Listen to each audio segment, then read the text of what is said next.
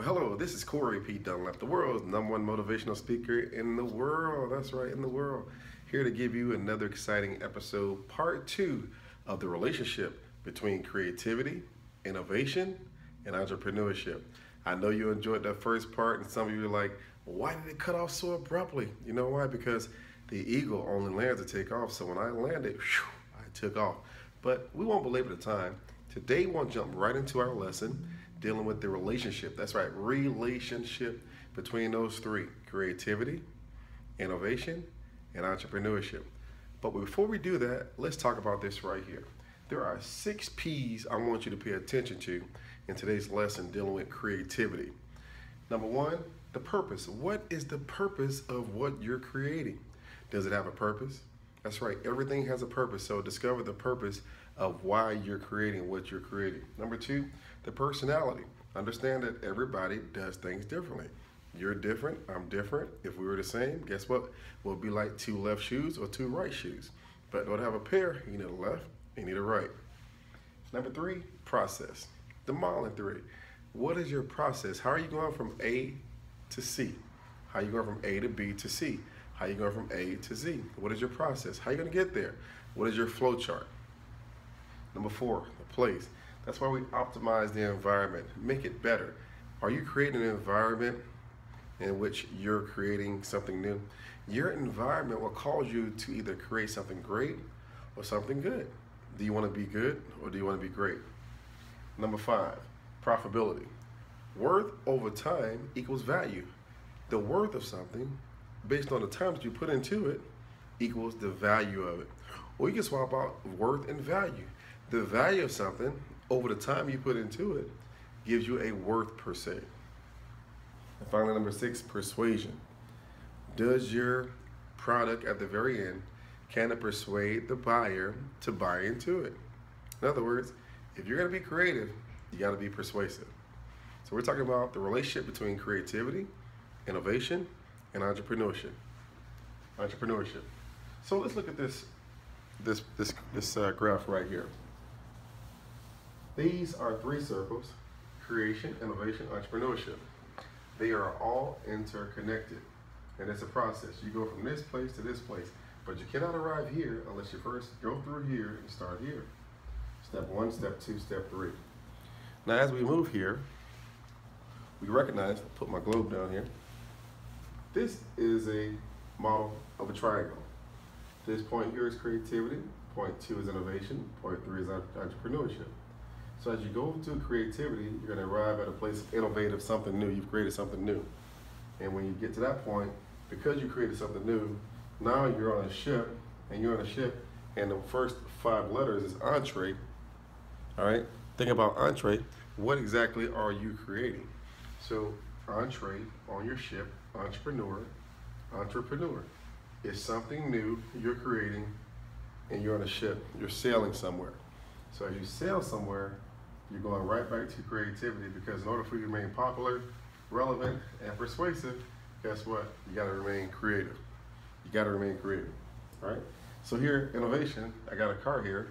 In our first segment, part 1 of dealing with the relationship between creativity, innovation, and entrepreneurship, we used the Mercedes-Benz as an illustration. We talked about how the Mercedes-Benz back in the early 1900s and the Mercedes-Benz today in 2016 are 2 different types of Mercedes-Benz. You know why? Because in the area of creativity, they went through innovation, and they spawned innovation from one era to another era, and now entrepreneurship, Mercedes-Benz, and now Mr. Dahmer. And then at this point here, we're in a position where they're still seeking more creativity to make the next model Mercedes-Benz. So let's jump right into creativity. Going from point A to point B to point C, we're dealing with going from the origin of something, going to point C, which is a new product. You gotta have knowledge. You gotta have old knowledge plus current knowledge and give you future knowledge, or old knowledge plus new knowledge that will lead you to a future knowledge.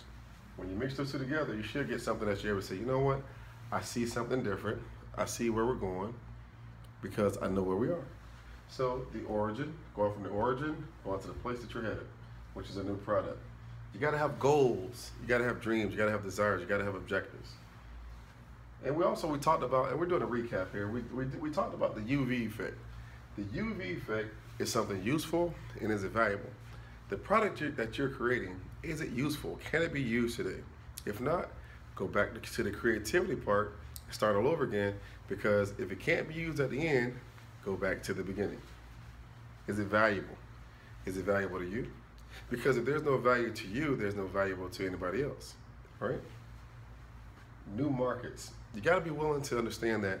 You got to be able to test new markets. If you're in sales today, you can't just spin around that same area, that same territory. Be willing to venture out.